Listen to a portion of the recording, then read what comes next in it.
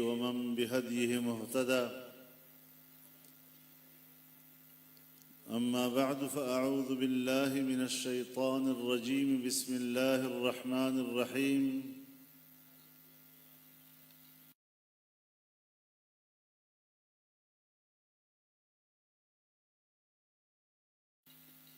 هو الذي جناب صدر محترم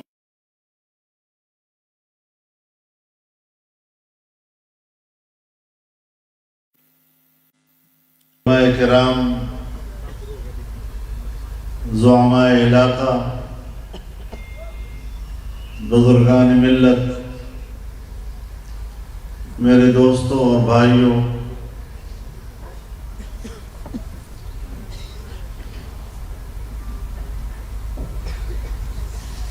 ایک طویل عرصے سے میں ضلع بہاڑی میں نہیں آ سکا ہوں۔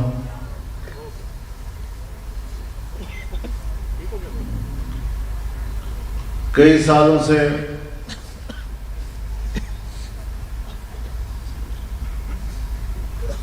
جامعہ خالد بن ولید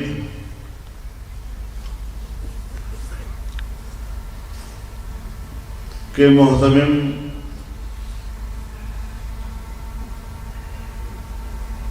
اور حضرت مخدوم محترم مولانا محمد قاسم ظفر صاحب رحمہ اللہ کے صاحبزادگان دعوت دیتے رہے، میرا بھی اشتیاق تھا۔ دونوں طرف سے آگ برابر لگی ہوئی کی کیفیت تھی۔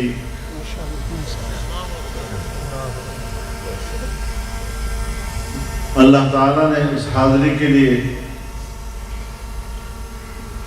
آج کا دن مقرر فرمایا، اور میرے لیے بہت بڑی سعادت کی بات ہے کہ میں جامعہ کی اس عظیم اجتماع میں اور یہاں کے فضلاء کرام کی دستار فضیلت کے اس تقریب میں آپ کے ساتھ شریک ہو رہا ہوں۔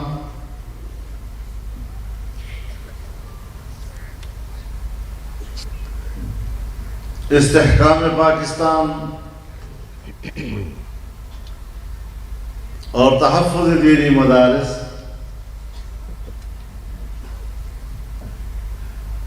ان دونوں عنوانات کے ساتھ یہ اجتماع منعقد ہو رہا ہے۔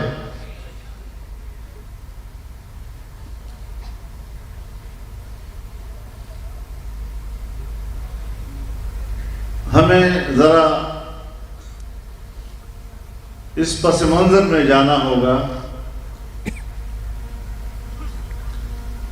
کہ قیام پاکستان کا مقصد کیا تھا، اور بر صغیر کے مسلمانوں نے اتنی عظیم اور لازوال قربانیاں کس مقصد کے لیے دی۔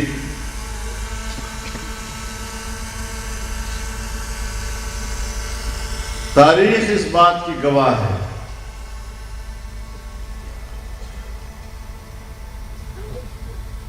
کہ تحریک پاکستان کا جو مقصد بیان کیا گیا تھا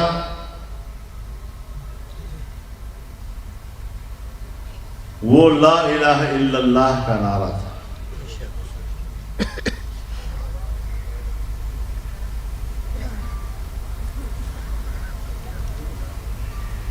یقیناً آپ کا ذہن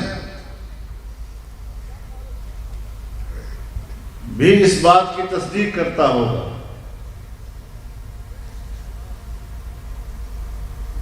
کہ لا الہ الا اللہ صرف ایک کلمہ نہیں، بلکہ یہ اللہ کے دیے ہوئے نظام اور پھر اللہ کے دیے ہوئے آخری کامل اور مکمل نظام کا عنوان ہے. جس طرح جناب رسول اللہ صلی اللہ علیہ وسلم نے جب اہل مکہ کو صفا کی پہاڑی پر کھڑے ہو کر دعوت دی تو فرمایا قولوا لا الہ الا اللہ تفلحوا. لا الہ الا اللہ کا کلمہ پڑھ لو تم کامیاب ہو جاؤ.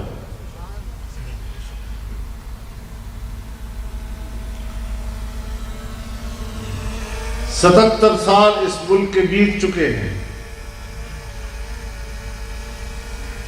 ہم ذرا اپنی تاریخ پر غور کریں کہ ان 77 سالوں میں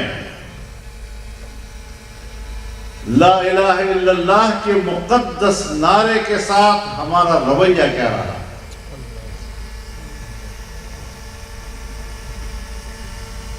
ہمارے پارلیمنٹ کا رویہ کیا رہا. ہمارے حکمرانوں کا رویہ کیا رہا ہے.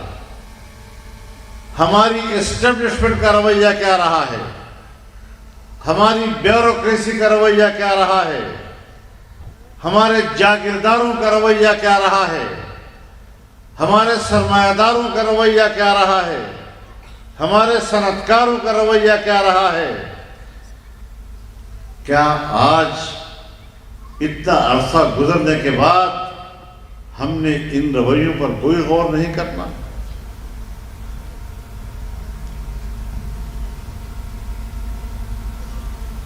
کیا ہم نے اس نعرے کا حق ادا کیا؟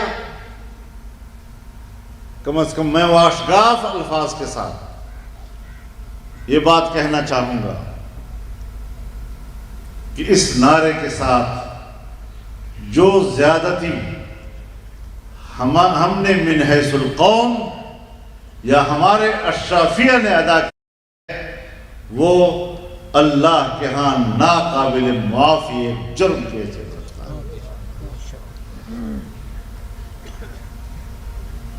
کچھ ایک لمحہ کے لیے تو ہمیں غور کرنا چاہیے.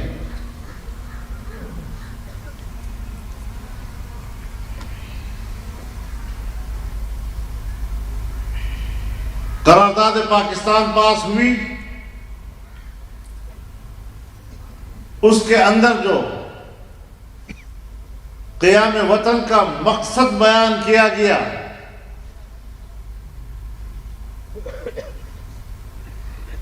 اور جس کی نسبت ہم قائد اعظم محمد علی جناح کی طرف کرتے ہیں کہ انہوں نے یہ قرارداد پیش کی تھی، اسی قرارداد میں جب ابھی نہ پاکستان کا وجود قائم ہوا تھا نہ اسرائیل وجود میں آیا تھا، لیکن صہیونی بستیاں قائم ہو رہی تھی. یہودیوں نے مسلمانوں کی فلسطینیوں کی سرزمین پر قبضہ کرنے کا آغاز کر لیا تھا، وہاں پر بستیاں قائم کرنا شروع کی تھی. تو اس قرارداد کا حصہ ہے کہ ہم صہیونیوں کے اس عمل کو ناجائز کہتے ہیں اور ہم فلسطینی بھائیوں کے شانہ بشانہ رہیں گے. یہ اس وقت کہا گیا تھا، میں وہ یاد دلا رہا ہوں، اپنی بات نہیں کر رہا ہوں. یہ پاکستان کی بنیاد میں شامل ہے، یہ اس کی اساس میں شامل ہے. پاکستان بنا تو پاکستان کا جھنڈا علامہ شبیر احمد عثمانی نے لہرایا اور پاکستان کی پہلی دستور ساز اسمبلی میں قرارداد مقاصد کا مسودہ علامہ عثمانی نے تیار کیا اور نوابزادہ لیاقت علی خان نے بحیثیت وزیر اعظم کے اس اسمبلی میں پیش کیا۔ آپ کا آغاز تو یہاں سے ہوتا ہے۔ اب آپ مجھے بتائیں کہ ہم نے مسلمانوں کی تائید اس ملک کی تحریک کے لیے کس نعرے سے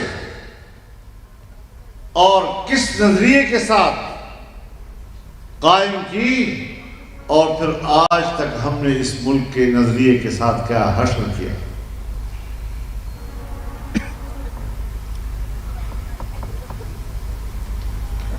اگر آج بھی وہ نظریہ زندہ ہے، اگر آج بھی اس مقصد عزیز کے ساتھ کوئی مضبوط قسم کی کمٹمنٹ ہے، تو وہ ان دینی مدارس اور ان کے علماء کرام اور ان کی جماعتوں کے صدقے ہیں۔ بے شک بے شک۔ انہوں نے اس نظریے کے پرچم کو تھاما ہوا ہے۔ اگر یہ مدرسے نہ ہوتے تو یہ نظریہ تو آپ نے دفن کر دیا تھا۔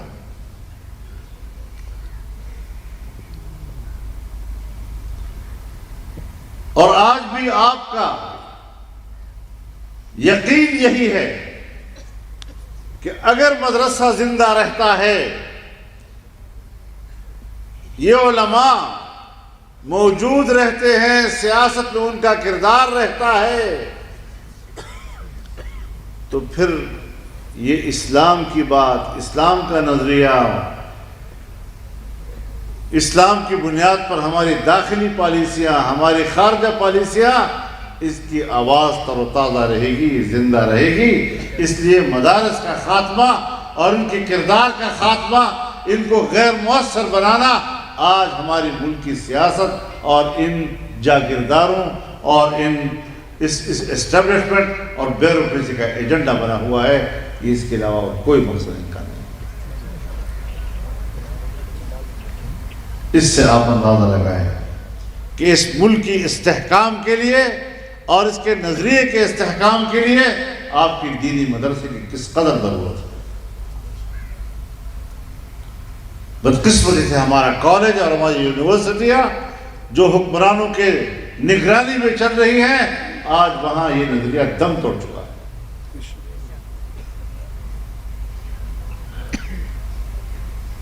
تو اگر یہ ملک ہمیں پیارا ہے تو ایک نظریے کی بنیاد پر ہمیں پیارا ہے۔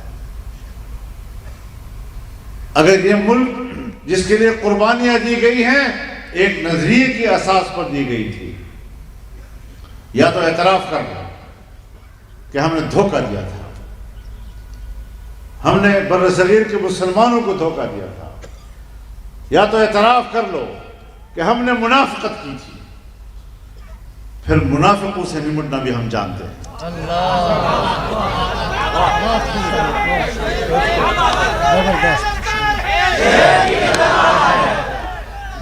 ہم نے اگر اس ملک کی سیاست میں سر اٹھایا ہے، اور یہ جو پگڑیاں آپ کو بندھوائی گئی ہیں، جس سروں کے اوپر یہ پگڑیاں باندھی گئی ہیں، یہ سر جھکانے کے لیے نہیں بلکہ سر اونچا رکھنے کے لیے۔ نعرہ تکبیر! تاج و تخت ختم نبوت!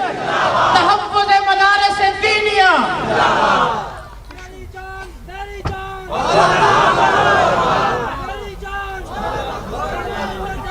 اور پھر الزام علماء کرام پر کہ یہ تو پھر قواریت پیدا کرتے ہیں، یہ تو مذہب کے نام پر لوگوں کو لڑاتے ہیں۔ جھوٹ کیوں بولتے ہو؟ ایک عالم دین نے قرارداد مقاصد کا مسودہ پیش کیا، آج وہ آئین کا حصہ ہے، کسی مکتب فکر کا اس کے اوپر جھگڑا نہیں ہے۔ سن 1951 میں 22 اسلامی نکات پر تمام مکاتب فکر نے اتفاق رائے کیا، آج بھی اس پر اتفاق رائے موجود ہے۔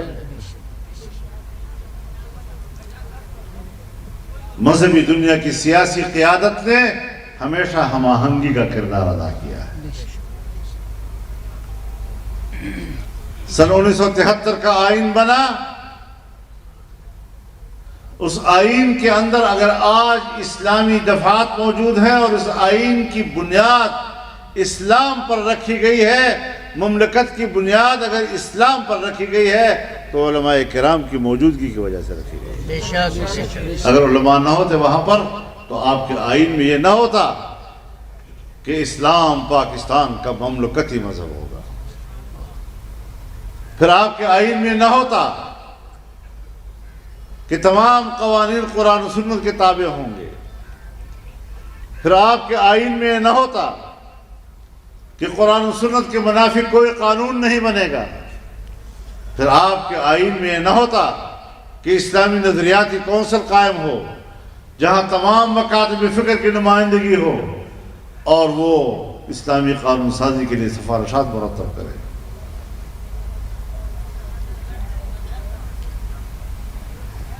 عقیدہ ختم نبوت کے تحفظ کے لیے آئین میں متفقہ ترمیم آئی تو یہ پارلیمنٹ کے اندر علماء کے کردار کے نتیجے میں آئی۔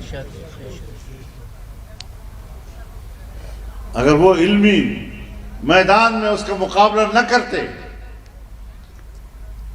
تو تم تو ان کے عقیدے کے سامنے جھک جاتے۔ آج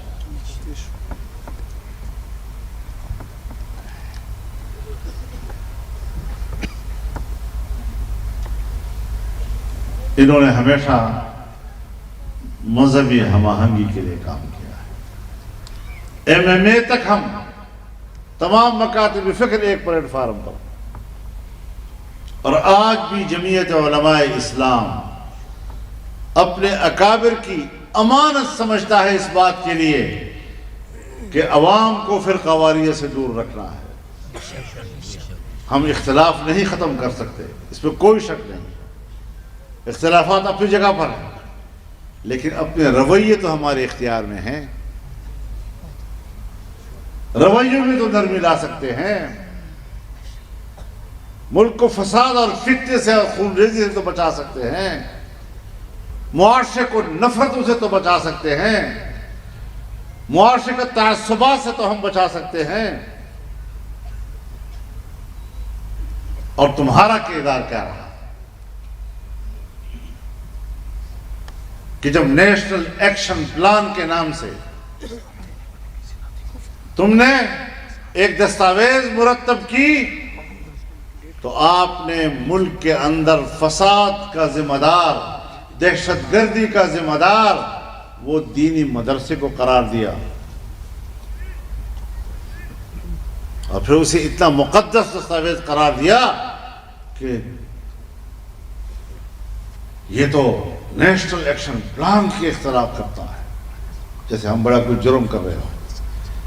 میں نے کہا یہ امتیازی قانون ہے، یہ دینی مدارس کے خلاف بنا ہوا ایکشن پلان ہے،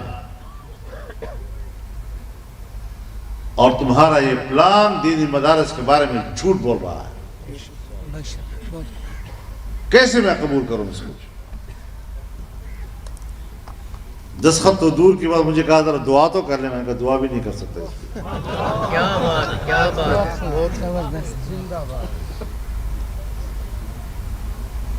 اب وہاں قسم قسم کے لوگ بیٹھے ہوئے تھے۔ میں نے کہا میں دینی مدارس کا نمائندگی کر رہا ہوں یہاں،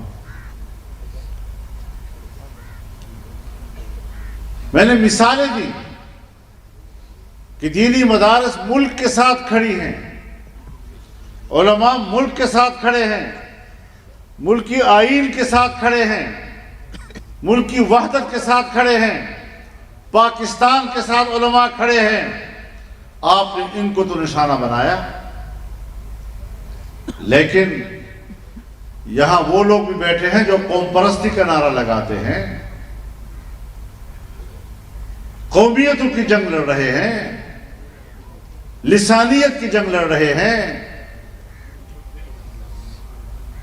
صوبائی تعصبات کی قیادت کرتے ہیں،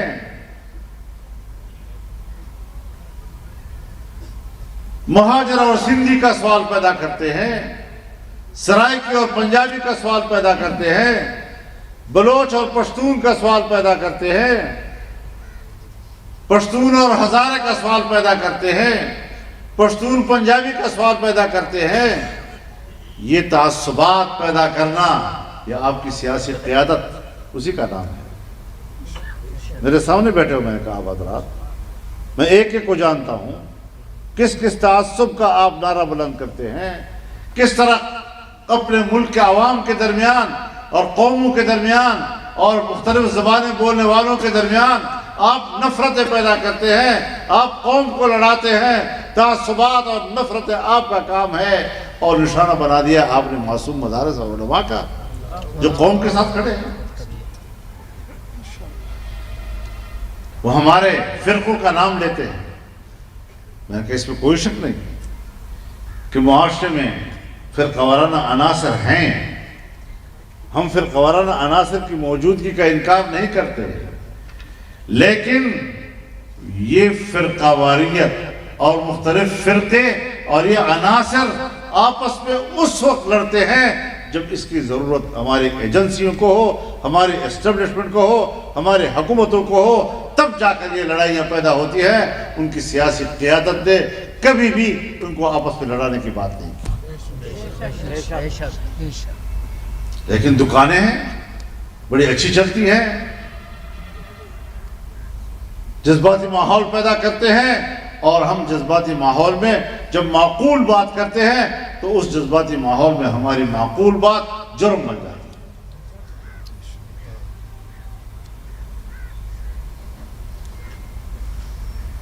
کیا کر دیا آپ نے؟ پھر بھی اسمبلی کے اندر اگر صحابہ کرام کے ناموس کا بل پاس ہوا تو ہم نے پاس کیا ہے۔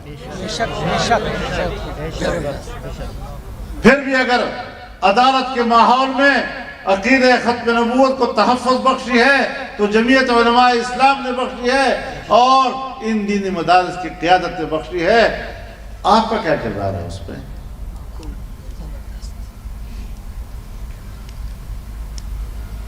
آج بھی اگر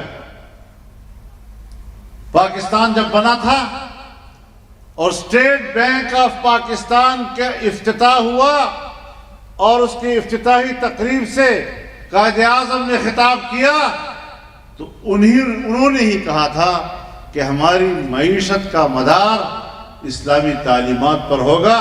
مغرب کی نظام معیشت نے تو ہمارے لیے مشکلات پیدا کی ہیں۔ آج سود کے خاتمے کے لیے آئینی ترمیم جمعیت علماء لانے میں کامیاب ہوئی ہے۔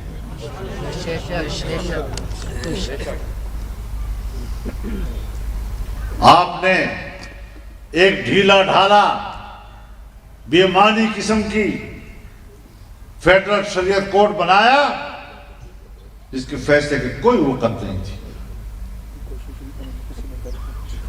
اور اگر اس کے فیصلے کے خلاف اپیل ہو جاتی تو وہ اپیل قیامت تک کے لیے اپیل ہوتی، اس کی سماعت کا کوئی زمانہ ہی نہ آتا۔ جس کورٹ کا اپنا جج اپنے کورٹ کا چیف جسٹس نہیں بن سکتا، جس کا اپنا فیصلہ 1 منٹ کے اندر اندر غیر مؤثر ہو جاتا ہے اپیل کی صورت میں، جمعیت علماء اسلام نے اس میں جان ڈالی ہے کہ اب آئین کی روح سے اس کا اپنا جج ہی اس کا چیف جسٹس بھی بن سکے گا، اور اس کے جج کو عزت اور احترام کا ماحول ملے گا۔ اور اگر اس کے خلاف اپیل کی گئی اور سپریم کورٹ یا شریعت اپیلیٹ بینچ نے 1 سال کے اندر اندر اس پر فیصلہ نہ دیا تو اسی شریعت کورٹ کا اپنا فیصلہ خود بخود مؤثر ہو جائے گا۔ تو سود کے خلاف فیصلے میں تو اسی شریعت بینچ نے دیا ہے۔ آپ لوگ تو کہتے ہیں کہ 1 جنوری 2028 سے سود ختم ہو جائے گا، لیکن یہ آپ نہیں دیکھ رہے، یہ آپ نہیں دیکھ رہے کہ شریعت بینچ کے اندر جو طاقت پیدا ہوئی ہے اسی 26ویں ترمیم کی جو بنیاد رکھی گئی ہے اس میں یہ سب سے پہلے لکھا گیا کہ یہ ترمیمی بل جب پاس ہو جائے گا، ایکٹ بن جائے گا، تو فوری طور پر ملک کے اندر نافذ العمل ہوگا۔ اس کو بھی پڑھے نا، اسلامی نظریاتی کونسل کی سفارشات آتی تھی، پیش ہو کر چلی جاتی تھی کمیٹیوں میں، اور وہاں کمرے ڈمب ہو جاتے تھے۔ آج اس کو لازم قرار دیا گیا کہ اس کو بحث کے لیے ایوان میں پیش کیا جائے تاکہ قانون سازی کے لیے بنیاد بن سکے۔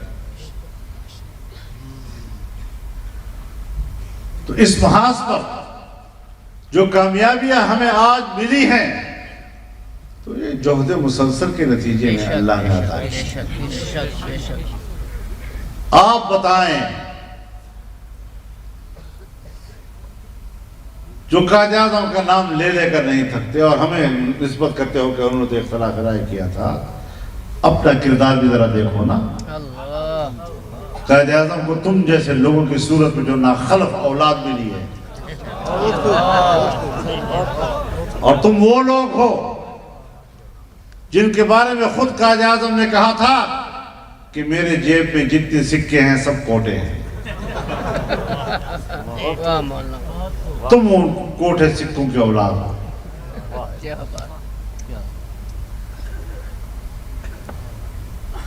ہم نے ان کی فکر اور ان کے نظریے اور ان کے نعرے کی لاج رکھی ہے۔ بے شک بے شک بے شک۔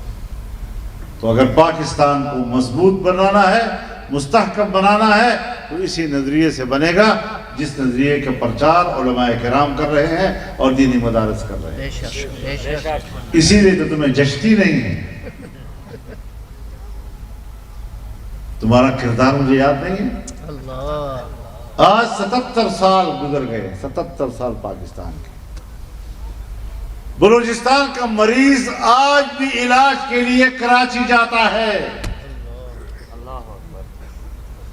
77 سال کے بعد بھی بلوچستان کا مریض آج بھی علاج کے لیے کراچی جاتا ہے، اور کم وقت تو تم نے اس وقت قائد اعظم کو علاج کے لیے بلوچستان زیارت میں پھینک دیا تھا۔ عجیب کمال۔ ان کے ساتھ تمہارے خلوص اور عقیدت کا ہم پہلے دن مشاہدہ کر چکے ہیں۔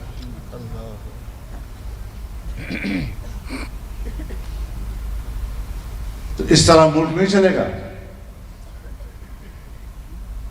میں اسٹیبلشمنٹ سے بھی کہنا چاہتا ہوں، بیوروکریسی سے بھی کہنا چاہتا ہوں، جاگیردار سے بھی کہنا چاہتا ہوں، صنعتکار سے بھی کہنا چاہتا ہوں کہ جس شناختی کارڈ کی بنیاد پر تم پاکستانی ہو، اسی کا شناختی کارڈ کی بنیاد پر میں، میرے مدرسے کا طالب علم، میری جماعت کا کارکن، پاکستان کا غریب آدمی، وہ بھی اسی شناختی کارڈ کی بنیاد پر پاکستان کا شہری ہے۔ تم کس بنیاد پر اپنی فضیلت بیان کر سکتے ہو؟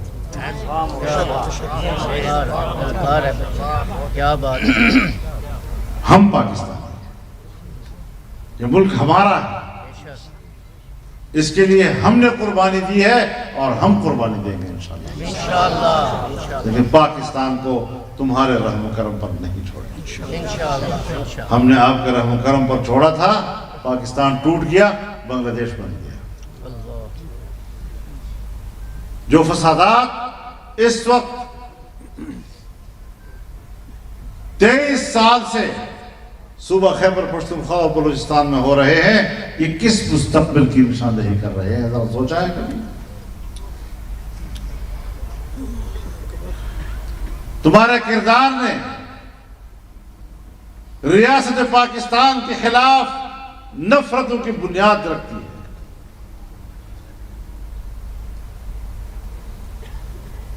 ریاستی قوتوں کے خلاف وہاں نفرتیں پیدا ہو رہی ہیں۔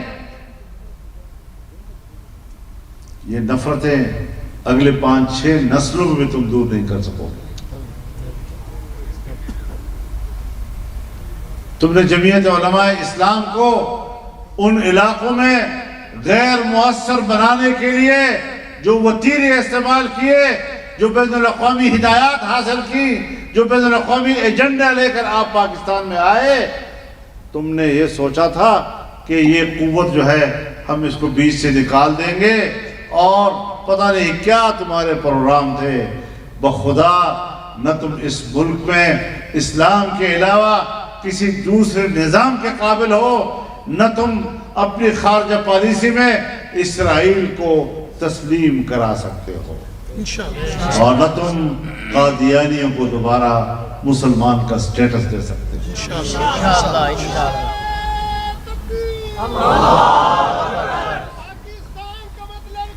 لا الہ الا اللہ. نعرہ تکبیر. قائد ملت اسلامیہ مولانا فضل الرحمان. قائد اعظم نے اسرائیل بننے کے بعد اس کو مغرب کا ناجائز بچہ کہا تھا. بے شک بے شک. تم اسے سر پہ بٹھانے کی کوشش کر رہے ہو. اللہ. اور جب پاکستان 47 میں بنا اور 48 میں اسرائیل بنا تو اسرائیل کے سب سے پہلے صدر نے اپنا سب سے پہلا جو خارجہ پالیسی بیان دیا تو اس میں انہوں نے واضح طور پر کہا کہ اسرائیل کا سب سے اولین مقصد اور اس کی سب سے اولین ترجیح ایک نوزائیدہ مسلم ملک کا خاتمہ ہوگا، یعنی پاکستان کا خاتمہ. تو ان کے بارے میں ہماری سوچ اور ان کی ہمارے بارے میں سوچ یہ کوئی ڈھکی چھپی بات نہیں.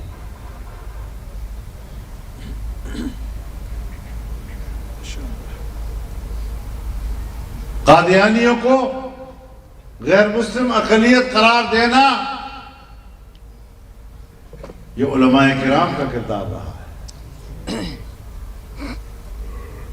اور ابھی حال ہی میں 7 ستمبر سے پہلے ہی سپریم کورٹ میں ایک بار پھر 50 سال گزرنے کے بعد ان کی ایسی کمر توڑ کر رکھ دی کہ وہ اگلی صدی تک بھی دوبارہ اپنی کمر سیدھی نہیں کر سکے.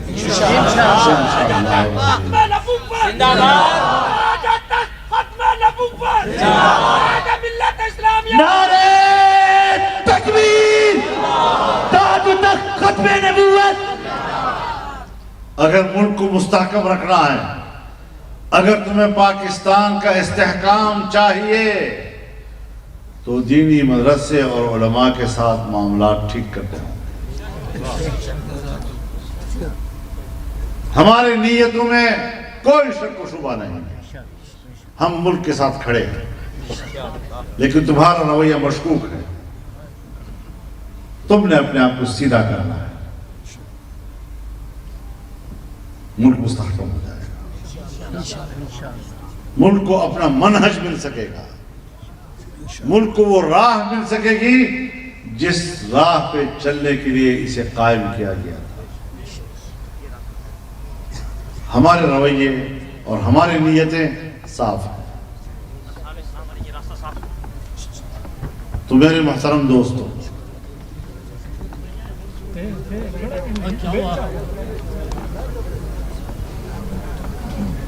اس نہج کو ہم نے صاف کرنا ہے، واضح کرنا ہے. پاکستان ہمارا وطن ہے اور ہم اس میں آپ لوگ آرام سے بیٹھیں، بات کو پوری مکمل ہونے دیں. مغرب کا مجھے بھی احساس ہے. انشاءاللہ العزیز اس ملک کو مستحکم کرنا ہے، پرچم نبوی کو سربلند رکھنا ہے، اس کی قیادت میں ملک کو مجتمع کرنا ہے، عوام کے حقوق کی جنگ لڑنی ہے اور عوام کا حقوق امن کی صورت میں محفوظ رہے گا. ان کے انسانی حقوق کا تحفظ کرنا ہوگا اور انشاءاللہ العزیز ان کے تحفظ کرنے میں پاکستان کی بقا اور اس کی سلامتی ہے. اللہ تعالیٰ اس ملک کو مستحکم فرمائے، اس کو ہمیشہ جاویدان رکھے اور دینی مدارس کا اللہ رب العزت تحفظ کرے گا. اس کے بارے میں برا سوچنے والا خود ختم ہو جائے گا لیکن مدرسہ ختم نہیں ہوگا. اللہ ہمارا حافظ ناصر ہو.